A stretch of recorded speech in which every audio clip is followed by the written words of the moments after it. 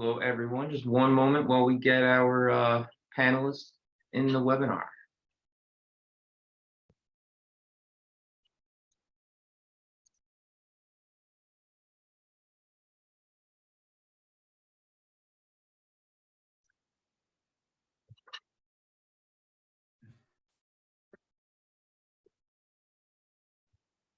All right, we have everyone here. Good morning, everyone, and happy Friday. Thank you for joining us. Today, we have a special virtual lunch and learn. We have Blake McMillan, Michael Wallace, and Ty Crockett with us. They are some of the full-time Scrum trainers here at Improving, and they will be leading today's discussion. Before I hand the mic over, I wanted to let you, our viewers, know about the Q&A feature located on the bottom of your screen. At any point you have any questions, post it there, and our panelists will be happy to answer them. We have a chat feature as well you can utilize. And without any further delay, Blake, Michael, and Ty, take it away. Awesome. All right. So do we have the screen share? Is that working? Do I need to do that again? Oh, yeah, I do not see your screen. So how about now? Just popped up. All right. Got some camera stuff worked out. Got some screen sharing stuff worked out. Awesome. Well, welcome everybody. We are super excited about this. We've been talking about this over the last few months, and we can't wait to share this with you. And who is we? Well, it's me and Ty Crockett and Mike Wallace. We are trainers here at Improving. I'll go first and give you a little intro of me, then I'll pass it over to Ty. That way we follow the logical sequence that is what you're looking at. I joined Improving in April 2019. When I did, we had the shared ambition that I would become a professional Scrum trainer. I joined the ranks of the professional Scrum trainers in December of 2019, which then led me to join the training team in January of 2020, right before the world went nuts. And so I have been with the training team since that nuttiness, where we have been doing live virtual training and then also some of our in-person training. And I love it. And so I am super excited to be here. Ty Crockett, tell me about you.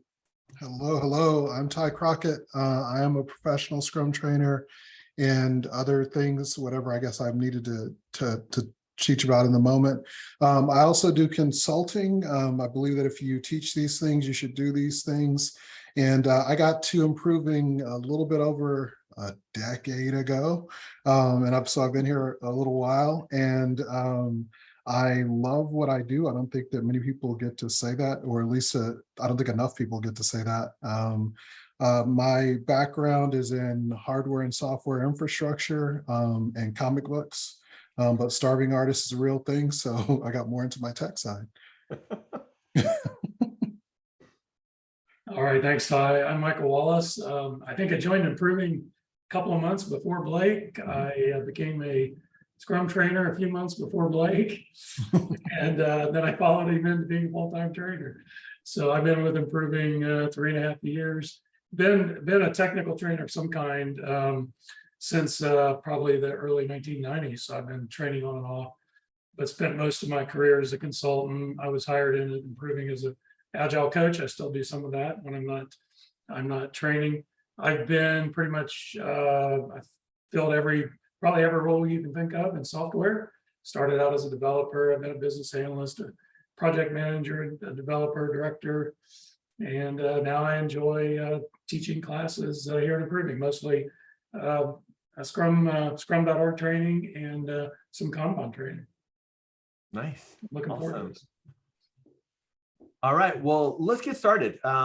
You see before you a version of the Scrum Framework. And what I like to tell people whenever we start talking about Scrum is about turning ideas into something that's useful, something that's valuable for a customer. Now, we're not going to go over all of the Scrum Framework today. So we're not going to go over the sprint, which is one of the ways that you mitigate risk by making sure that you get feedback at least every month. We're not going to be talking about sprint planning. This is where the team comes up with what do we think we can get done within this sprint? And I mean done, like where we have something that we can get feedback on, and hopefully it's also going to provide value. We're not going to talk about that.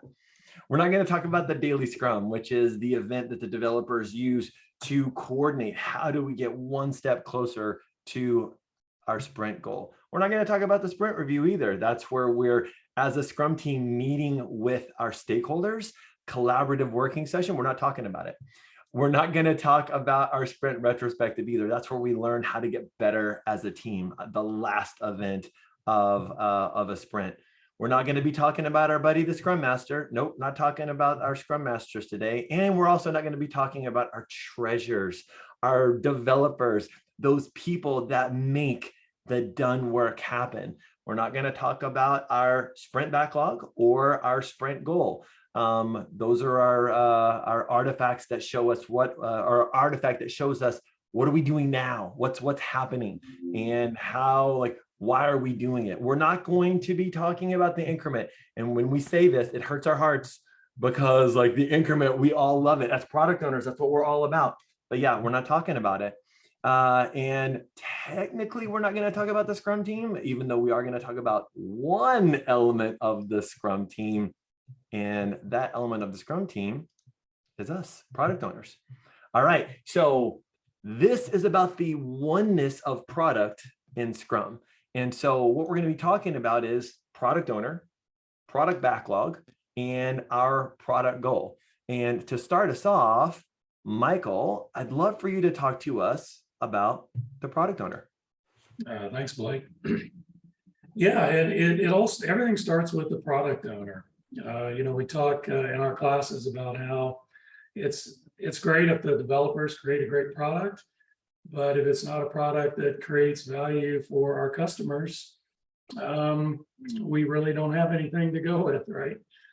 So to me, the product owner is the most important job. They're all important, but if we don't figure out what is valuable for the customer, we're going to be in a bad place right out of the gate.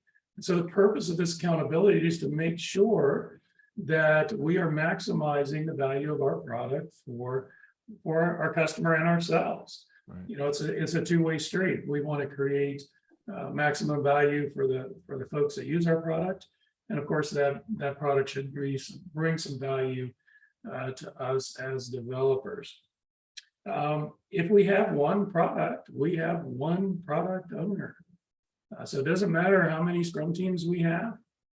As long as we just have one product, we only have one product owner. We need that single voice for the product, that person who, Blake's going to talk here in a minute about, Blake or Ty, I forget which one, about the product backlog and how the product owner makes sure that reflects their priorities and what's most valuable for the customer. We need one person doing that. We can't have a committee. We need a single voice. Sometimes there's a committee, of course, behind the product owner.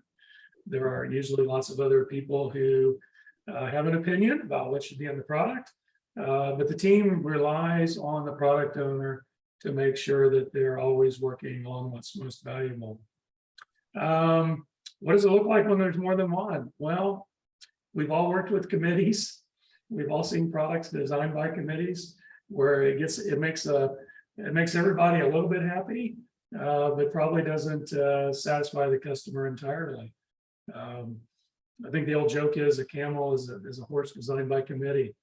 And so, if you want a camel, that's great, but if you want a horse, you want a horse. And so we need someone with that single vision of what that product's going to be, and make sure that we're only building those things that is valuable for the product. Now, Michael, without naming names, of course, can you think about a time when you had someone that was the product owner, but yet they had to go check to make sure with someone else about certain decisions, like ordering the product backlog, deleting things from the product backlog? Yeah, thanks, Blake. In many cases, especially in large enterprises, we'll come in to work with a Scrum team and find that their product owner is a business analyst. And of course, a business analyst is a very important role, but if they're not the product owner in reality, then they're not going to be able to make decisions. And every time the developers have a question, they're going to have to get that question answered by somebody else. And so part of what I do when I'm coaching is figure out who is the real product owner and how can we get them more involved so that there's not a delay in helping out the team when necessary. My daughter was a product owner at a large company a couple of years ago, and she wasn't totally satisfied with the role and took a class, actually one of our classes on our product owner class. And when she was done, decided that she wanted to transfer because they really weren't letting her be the product owner. She was simply taking the orders from the people that were the product owner. And so we like to say the product owner is an order maker, not an order taker. So if your person who's been designated the product owner, if they're simply taking orders, they're really not the product owner. And then of course, the other thing I've seen a few times is when we literally have a committee of product owners. And as coaches, we have to figure out a way to get them to work together to be one voice. Because even if we can't, magically change the organization, we can at least work with those folks to ensure that from the team's perspective, we do have one voice, because we do need a single voice for the team.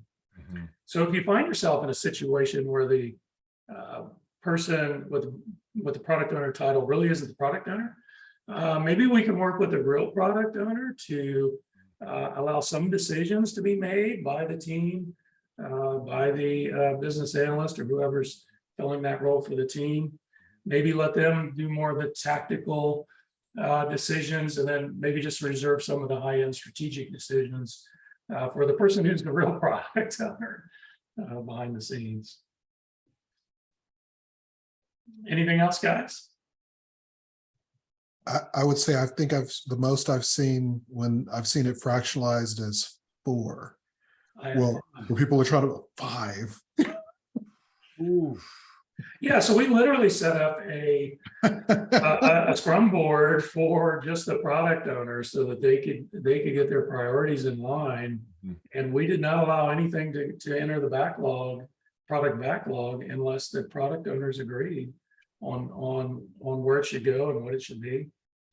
And then work with the team to refine it from there. But we wanted to make sure that the team was never distracted by competing requests and uncertainty about what they were working on. So, and even in those scenarios, they're still not the product owner because someone else is deciding what goes into the product backlog. Yes, that is very true. And so we have all seen, all 3 of us have seen over the years that the closer we can get to a single product owner that's really making the decisions, that really owns the product, hence the name product owner, the more effective we're going to be, the better product we're going to have, and the more value that we're going to create. Yeah, I think one of the things for those product owners who maybe they're product owner in name only is for them to build trust with the folks who are actually making decisions, really to learn their product deeper and deeper. And so instead of just taking orders, they're starting to share perspectives. They're starting to share a point of view. And then as the actual decision maker starts to see, oh, okay, they've actually got a point of view, then they might have a feeling of maybe I can delegate some of this to them, and they start to really actually become the product owner.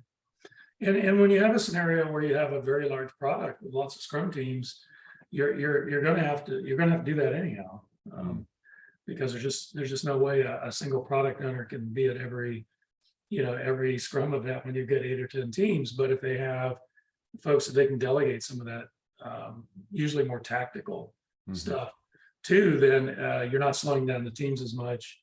And you still, of course, need to be very active in things like sprint planning and the sprint review and that sort of thing, and the sprint retrospective to make sure that you and the team are in sync. Nice. All right, let's do a quick check-in with Jordan. Jordan, any questions come up as we're talking about the product owner? We do not have any questions yet. All right. But I do encourage our viewers, if you have anything, it's a great opportunity to post them. Yep, this was Yeah. your one shot. So if you didn't know, I'm just we'll take a little pause after each one of these elements and see if you've got something. And don't be afraid to bring something up about the product owner. You haven't really lost your chance.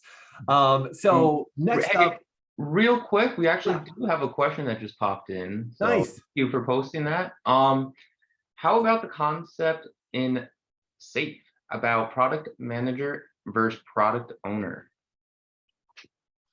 Wow. That's exactly the situation my daughter was in. And so I'm certified as a SAFe trainer. I don't hate SAFe in any way. But one of the challenges you do have is that in SAFe, the product owner is typically not the one making the decisions. The product manager is. And so the person who's working with the team is not going to be as effective because they really don't have a lot of in the situations I've seen, a lot of decision-making power. They're simply taking orders. When they go to PI planning, they're given a list of PBIs that their team needs to work on this PBI or this increment, and so they become order takers at the PI events and be the translator for the developer. So you've added a layer of translation or telephone game that you play that you lose, I think, a lot of the interaction that you get otherwise between the product owner and developers, which I think is critical. I think they need to have conversations on a regular basis. They need to, make sure they're all in sync. And I think it's harder to do that when you have a go-between. I want to throw in that even in those cases, that's still a product owner. You're not empowered. It's just not the ideal and optimal situation, but it's still a product owner. And so in those cases, Scrum 1 recognizes none of those titles. And so, that person's this title and they have this authority. It doesn't recognize any of that. It talks about what a product owner looks like in the optimal space, but it also talks about what the minimal product owner looks like. And that might be the person who just says, hey, I get the requirements, I take them to the dev. I'm a people person, I have skills, and they might just be that person. They might just be that person. And so that's cool, but man, how much are you missing on what it could be? And also in their interaction with people that are beyond the team itself. So there's good space here. And I would say that as far as Scrum is concerned, whether your organization allows you to or not, a product owner is an agile product manager. And all those skills need to be in your toolkit. And then which ones you use, well, that's going to be situational. Sure. Awesome. Hey, Jordan, thanks for throwing that question at us. Let's move into our product backlog. Ty, this is you. All right. So product backlogs. We'll start with just like, why do we have this thing? Otherwise, I found that we work on the thing that is coolest in the moment, or whatever has the most heat, or whoever's bringing the most heat. That's the voice we're going to go and listen to. So even just drifting from what Michael said, hey, there's all these voices. As a developer, I might make myself the de facto product owner because I'm listening to two different people. And who do I listen to? I just made the choice on which product thing we're going to go do. So if we don't want that kind of thing happening, and we don't want it from so many different spaces, then let's put one list together, one place, so that we can choose, hey, here's what we're working on. Let's all have the same idea. And since we have these pillars that we look at with Scrum that help us figure out how we're going to do things, transparency, inspection, and adaptation, which we're not going to talk about, just the concept of transparency. If we want to all be on the same page, what the developers understand we're going to work on is the same thing that the stakeholders understand, is the same that the product owner understands, then let's make a list. Like, this is what my grandmother used to do, and she made perfect sense about a whole lot of stuff I realized much later in my life. And so just going through it that way, this artifact gives us one place to look for what the plan is on where we're going with this product. And when we look at it, like, they gave us this vision, and oh man, corporate vision, that was what we were going to go do.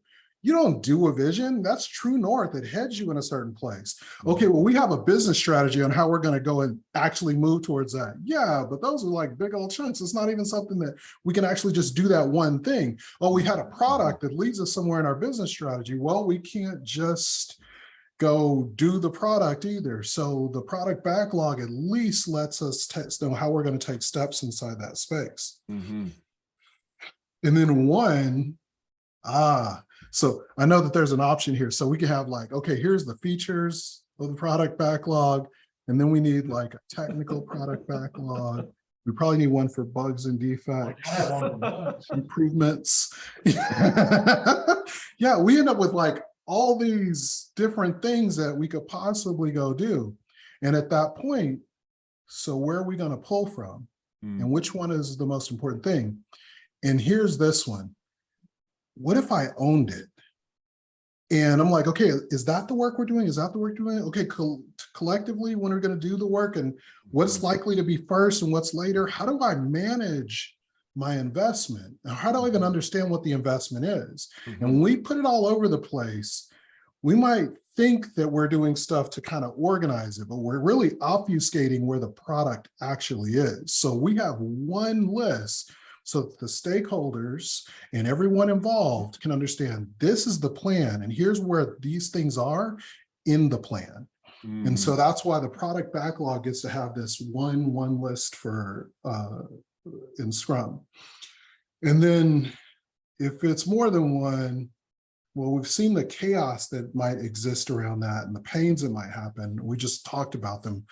And finally, like, what experiments could we do if we wanted to like shift to one? I think this list could be infinite, so I'm going to limit it to a few things. So one of them is, I could say, what if you wanted to switch from all of those that I was talking about to the main thing? And so what's the main list? And I've seen a lot of tactics for this, like when you have a highly political situation, everybody has to be represented. Okay, can we get everybody's top thing? But just know this, you're not working on the main thing all the time. You're going to be working on somebody's thing all the time. And I don't know if that's what your organization wants to do. There's some other possibilities where, like, hey, those things just become big themes of what the product backlog is. So start labeling all of the other possible lists as places of cohesiveness. Yep, we have a lot of technical debt. Let's go ahead and talk about how much of that stuff we want to get knocked out and when we're going to do the most important things. We have stuff that exists for each area. We're going to go deal with those. We have some improvements that we want to make that is going to make the product better for the future. Roadmap, architecture, landscape, user experience, all these different spaces we might want to get into just can become themes for cohesiveness of the product backlog. A cohesive product backlog will eliminate so many problems. One, stakeholders feel like you did something meaningful instead of, okay, I got a little bit of noise all the time. So what have you done for me lately? The people remember when we gave you that grape? You've been fed. Yes. Live off of this for a while. Right. The people who are doing the work also will get in this type of experiment. The people who are doing the work also don't get that feeling of, if I bother my peer, I am taking them away from their meaningful work, because it's all meaningful work. And if it's cohesive and we're all kind of focused on the same thing, we all get to go and touch that together. So that's another way of going in and looking at bringing these things together. There's a lot of experiments around just gathering stakeholders in different parts of different lists that might compose a product backlog when you have these things split apart. And then know this, all stakeholders are not created equal. So how do we go ahead and have the stakeholders who have bigger authority, more importance, more of a voice represented, and still not forget those things that are small, because they'll probably become fires later on. And so how do we go and put those things in place? And so there's a bunch of different techniques around that. You can grant your stakeholders points towards authority, let them spend whatever currency you want to give them. Points, actual money, use your real budget, use political capital, whatever you got. So you can start to divide those things up and get them together. One of my favorite ones is a game called 35 that I dig. Now, and if you don't know what that is, I suggest Tasty Cupcakes, which is the largest agile game site on the internet and has a lot of things that I would use to manage my product backlog, do things with my stakeholder, be an awesome product owner, and look up the game 35. And I think you have to spell it out, like not the number 35. It has to be 30 THIRTY. And not sure if it's hyphened or not. But yeah, if you put that in, I think you find it that way. Truth. What do you guys think as far as getting stuff together, experiments you would put in place to like try to bring those things together? Well, I like everything you said. But for me, many coaches I've talked to, and of course the work I've done, will tell you that just getting the organization to agree on a single priority list is just a huge step. And it's something, whether you're using Scrum or not, it's something you really should have. It's something they should have probably done a long time ago.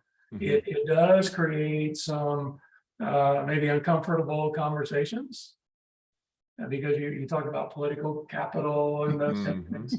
You know, sometimes we order the product backlog based on the HIPPO method, the highest paid person's opinion. And but these are conversations, as uncomfortable as they may be, are ones we should be having. And somebody, we have a CEO, we have executives that are the keepers of our business strategy. And if nothing else, maybe they need to step in, you know, and be the tiebreakers or whatever, because we should all agree as an organization what our direction is. And unless we have something like a product backlog that makes it clear that this item's our highest priority, this item's our next highest priority. We're not going to have that. We're not going to have that clarity. Absolutely. Well, real quick, let me throw it out to Jordan. Jordan, anything pop up in the chat? Any people like saying, I got something I got to know about product backlogs before we move on? It's right now, again, no. But you guys are delivering great content, and this is really a great opportunity. So again, if any questions come up, don't be shy. These guys, they know their stuff, so they're ready to answer your questions. Yeah, people pay a lot of money to come to our classes, Nancy. This is free. You can do this free. On the house. So bring out those questions. Yeah. I want to throw one more out there, like that I think is very product backlog related. Product backlogs, this is going to be like some Scrum blasphemy. Product backlogs do not have to be populated with user stories. Now, I want to go ahead and say I am a user story fan. I love some empathy and building for humans, but they don't have to be populated with user stories. Bring whatever you got. Scrum allows for this. User stories might be fantastic ways of doing it, but it's not the only thing that has to happen. And I want to say this one last thing, and I'm going to get off the soapbox now, is that user stories are users' stories. And if you do use them, just in case. Okay, now I'm done. That's awesome. That's a rabbit hole we could be all day on. So take it away. One of the things that that Ty talked about with the product backlog is the need for cohesiveness. And so the thing that we're going to talk about next is the product goal. So I'm excited to talk about the product goal. This is the newest element in Scrum. In the 2017 version of the Scrum Guide, we didn't have this. We still had the definition of done. We still had the sprint goal. They weren't codified into these things called commitments. And then in the 2020 version of the Scrum Guide, we came up with this idea of commitments, and each one of the artifacts has a commitment. And so the product goal is the commitment to the product backlog. And the purpose is to provide cohesion. It's to make it so that the team has something that they are trying to accomplish. The way I like to think of it is like, Ty mentioned that, you've got your corporate vision, then you've got your corporate strategy, then you've got your product vision. Like, what do we one day hope our product will be? Well, this may be something that's years and years into the future, but then we have this thing that's a product goal, which is a meaningful step towards accomplishing our business strategy, becoming closer to that vision of our product. And that's what our product goal is. And so what that product goal does is it makes it so that when someone has this great idea, I've had this great idea, we should do this thing, we look and say, okay, well, we're trying right now to accomplish something meaningful for our customer or for stakeholders of our product. Does this align with what we're trying to do right now? Well, no. Well, okay, well, I'm not going to say we're never going to do it, but maybe we're just not going to do it now.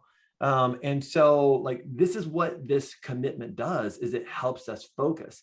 This is one of the things I'll ask my students in the product owner class is like, hey, when we talk about the Scrum values of courage, focus, openness, respect, and commitment, which of these does the product goal just scream? And focus, that's the thing that I hear all the time. Commitment too, because as we start to really care about this thing that we're wanting to build and this impact we want to make on customers' lives, it changes how we feel about it. One of the things in as it describes the product goal in the Scrum Guide is it says we will only have one active product goal at a time. We'll only have one. That doesn't mean that there can't be product goals in the future that are residing in our product backlog. Sometimes those will be product backlog items that are just ginormous ideas, and that's okay. But we're going to have one product goal active at any time. And again, the reason for that is focus. Now, one of the questions I'll throw out there sometimes is, so does that mean if a product backlog item is getting high up on the product backlog, does it have to align with the product goal? No, it doesn't. Things come up, right? We have things like bug fixes. We have things like legal and compliance issues. Like, we got to deal with this. Otherwise, we're going to end up on the front page of the Wall Street Journal in a bad way, right? There's things that we're going to have to do that like they just come up.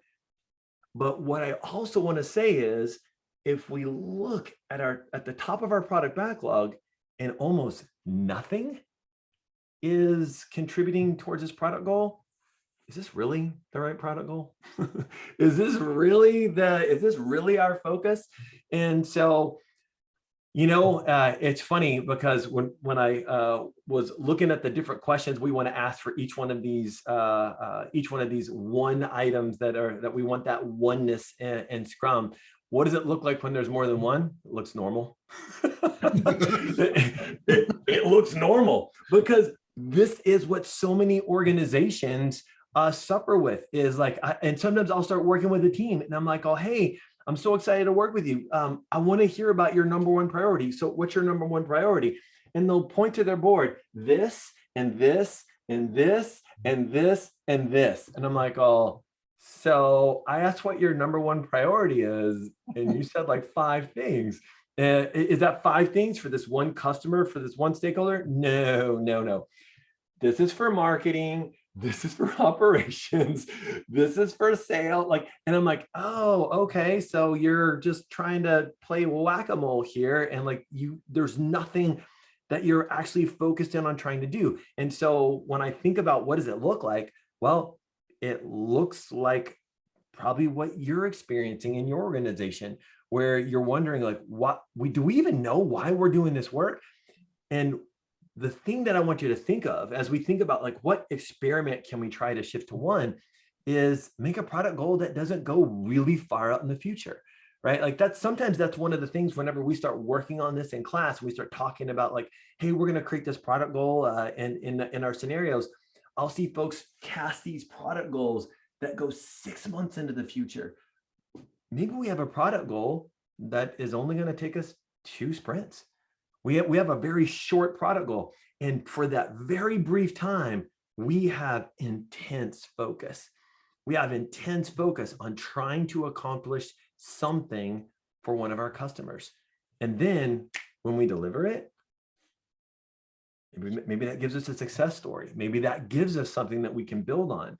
And the organization starts to see, wow, if we limit our work in progress, things happen. What do you think, Mike and Ty? I was gonna say, I do love it. That is a great way. And here's a word that Agilists don't like that I think is a fantastic space to say right here. This gives you control of your product. I would also say along those same lines, if you want to do that same thing, and you want a little bit more control, is to reduce something we won't talk about too much here, sprint length. Reduce your sprint length. And then you can go and head towards that focus thing that you want and have even more opportunities to pivot. Nice. Yeah, absolutely. Mike Wallace, what do you got? Anything on this one? Well, I just got done teaching the professional Scrum with Kanban class this week. And of course, I got to enlighten several students, and they came away understanding that, yeah, the more things we're working on at once, the more number one priorities we have, the longer it's going to take us to get all this work done. And if we would just focus on a smaller number of things, if we would stop starting and start finishing, at the end of the day, we'd get everything done. Right. But of course, sometimes politically that becomes difficult, right? Because if we have 3 different people we have to make happy and we focus on just one, the other 2 are likely to complain. And so we sacrifice organizational efficiency for keeping all 3 people happy by working on a little, as you pointed out, a little bit of this, a little bit of this. Yeah. I would say leaders, owners, stakeholders, managers, executives, our goal is not to optimize for a human's time. Our goal is to get the job done and deliver the value and make the move for the product. And that might mean that we're not being optimal with that single human's time. That's a really hard one to eat. But our customers and our actual stakeholders, they never were all about how optimally did you use your time. They're like, did I get my stuff? Was my stuff awesome? Like, is let's this focus good? on those things. Yes. Yeah. Is this something I want? Yeah. Awesome. Well, cool. So what you've gotten to hear about is you've gotten to hear about why we want to have one product owner, why we want one ordered list of all things known to be needed for our product, and why we want to have the laser focus on a goal that we're trying to achieve through our product, through creating increments of our product that are for the benefit of our customers, for the benefit of our stakeholders. So with that, this is it. This is really the final. Do you have any questions? Because if you have questions, would love to answer them for you. All right, I know there's questions out there, guys. Come on. All right, we just got one in. Perfect. Thank you so much. So, when a product is supported by, say, 5 Scrum teams, should the teams share one single product backlog or 5 sub product backlog?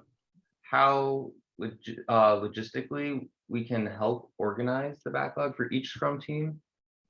There's a few questions in here, so maybe we can start with that and then we can kind of continue into the tail end of this one. Can I take a? Yeah, Ty, you did the product backlog. Yeah, go.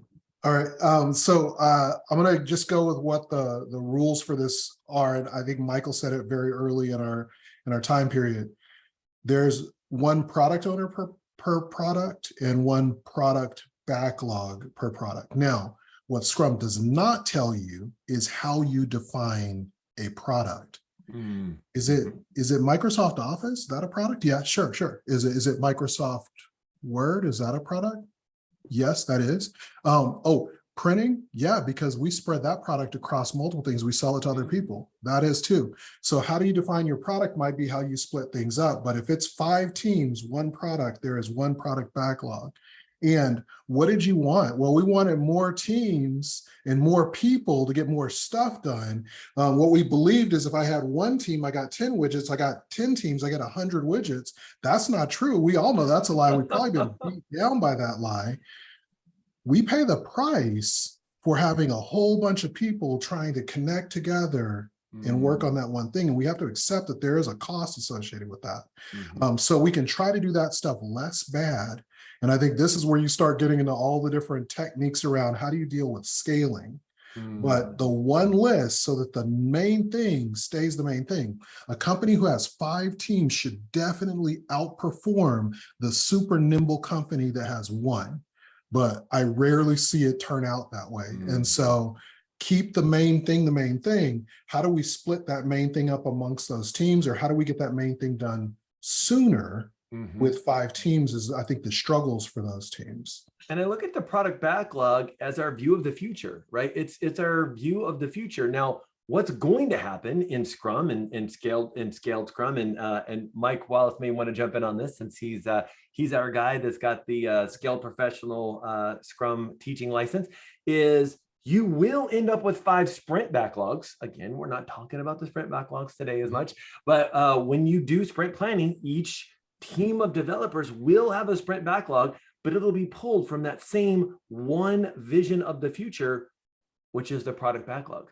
And so will they pull from maybe different parts? Sure, right? Hopefully they're going to try to minimize the dependencies, right? Kind of touching on what Ty said. But yeah, you're going to have one product backlog regardless of the number of teams if it's for a single product. Yeah, we do have a few seats in next week's Scaled Professional Scrum. There's another part of this question about the product owner struggling to keep up. You know, I talked earlier about business analysts being on teams. You know, they can help do a lot of the blocking and tackling. You know, the product owner, if you have 5 teams, the product owner can stay focused on the strategy of the product and where it's headed.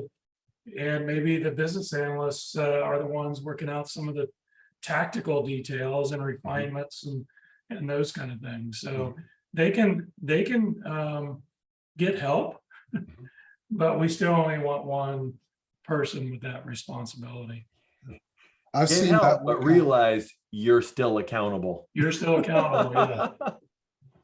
I was going to say, I've seen that work out, what Michael's describing so beautifully. The accountability of a product owner is something that can be done really small and really tactically managed, or it can be really amazing, massive, huge.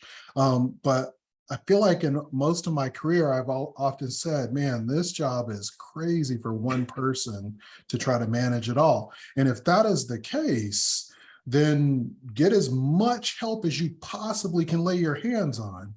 But at the end, you're still accountable for it. You get to give away absolutely nothing, but take all the help that you can possibly get your hands on. Yep, I'll take a UX professional to help me do my thing. Yeah. I'll take a project manager to help me get those things done that are outside of my team and help me organize all this kind of stuff. I'll take an analyst to do this. I'll take as many talents as I can to help me be able to make this stuff happen. Absolutely. That's awesome. Blake, there's a good question in the chat actually about how would you suggest we ensure teams' goals align with and stays aligned with the goals of the larger company? So how does the product goal relate to the larger strategic vision and business strategy of the organization? Yeah, I love that. And again, this is where we start to talk about, like, I'm going to tap right back into what Ty just said. Product owners, you need to get help, because if you are drowning in a lot of the tactical work of managing your product backlog, you are not going to be seeing how your product is helping to fulfill the corporate strategy, right? And so that's what we're looking for our product owners to do, is that exact thing, because in a company, there may be multiple initiatives that are going on. And so your product could be part of fulfilling on some of those initiatives. And so what you're going to be doing is you're going to be having, as the product owner, those negotiations, you're going to be having those discussions, and you're going to be helping maybe even influence the direction of, well, what should we go after first? What should we really be laser focused on right now? What's the biggest problem that we have, or what's our biggest opportunity with our customers, or what's going on in the marketplace? Yeah, part of your job as a product owner is to understand the corporate vision and strategy and ensure that your product is supporting that. Yeah. Absolutely. And so your product vision is going to reflect that, and then your product goals should be stepping stones towards meeting that vision. So Absolutely. that's part of the product owner's job. Yeah. Yeah. That's why they need to take that help whenever they can get it. That's why it's a big job, as I mentioned earlier. Yeah, for sure. No offense to Scrum Masters and developers, but the product owner is a big job. Yeah. What Well, else we guys, got? we have one other question that came in from Nick Jewell. Could you speak to the length of a sprint? When is it too short? When you can't create a potentially shippable increment, it's probably too short. So I was actually working with a large organization not too long ago. It wasn't one of my teams, but one of the other coaches had a team that did 2 sprints a week, and it wasn't too short for them. So Blake and I think we were doing that right before COVID, because everything was kind of crazy, and we were doing 2.5-day sprints. And so that worked out, and it was actually worked out really well for us. But I got to say, the first few sprints were kind of tough because we were trying to get our timing down and how we were going to do things. And so, and what's really weird is we were doing 2 daily scrums per day. We do a morning and an afternoon so we can keep our eye on things. And so we were struggling with some of the timing pieces at the beginning, but then once we got into it, the next few weeks of doing it that way were fairly simple. So we altered it to reduce risk.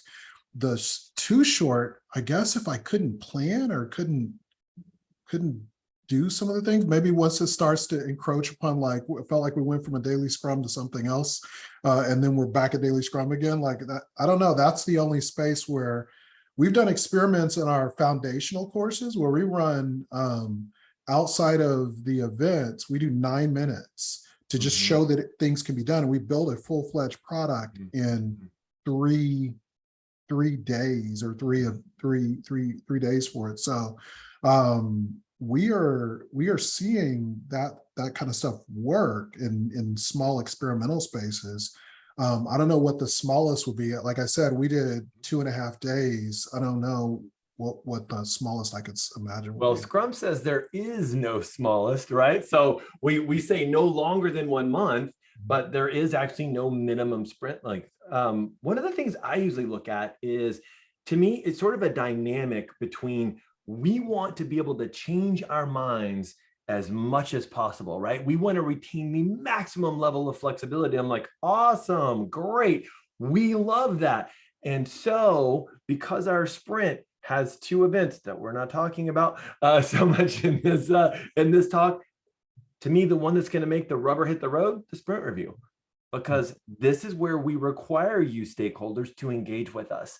And so if we can get our stakeholders to engage with us every other day, we should do it, right? If they want to spend time with us, if they want to see what we built over the last 2 days, beautiful. However, for the most part, what I see is when stakeholders want that maximum flexibility and you let them know the cost, that great, can't wait to see you every other day. Like, whoa, hold on. I can't see you every other day. Really? Well, when can you make time for us? How about every week? Beautiful. Then we go to 1 week sprints. No problem. Like, because that's kind of where I see, like, it's that pull between, we want more flexibility. Great. Well, we're going to need more engagement. Well, I can only offer this much engagement. Perfect. You just help us set our sprint length, right? Because those are the 2 things. The planning horizon, how far can we plan in the future? Well, we're in a volatile market, so we need to make that really short. And great, that's going to require a higher level of engagement. If you're not willing to give that higher level of engagement, give me the most you can. And that way we can move as quickly as we can, getting feedback along the way, and hopefully also delivering value along the way as well. Jordan, anything else? We don't need to run this hour out. No, that was perfect answer. We have no other questions in the chat at the moment. So do you guys have any closing statements you would like to add? This one. Thank you. Thank you for those who have come. Jordan, thank you so much for supporting us. Ty, Michael, so glad that we could do this together. It was like, we don't get to hang out that much, like, and do stuff like this. So I was really excited about doing this. So thanks to both of you. Thanks to everyone who tuned in. And also thank you to you YouTube users who are checking this out after. And then I think I'll do the thing. Oh, make sure you subscribe. Make sure you hit the notification. I'm subscribed. I know that. All right. Well, Well, thanks, everyone. yeah. Blake, Ty, Michael, thank you so much. This was really a great talk. We were always happy to have you on here on our virtual lunch and learn. And to everyone on the call, thank you for joining us today. This recording of the session will be available on the next business day, so Monday. That'll be on our virtual events page. Let me add that link into our chat real quick. That's improving.com/virtual-events. And please keep an eye out for our next virtual lunch and learn. We have one every Friday from noon to 1 p.m. Central Time. We look forward to having you join us next time. Have a great weekend, everyone. Thanks, everybody. See you, everyone.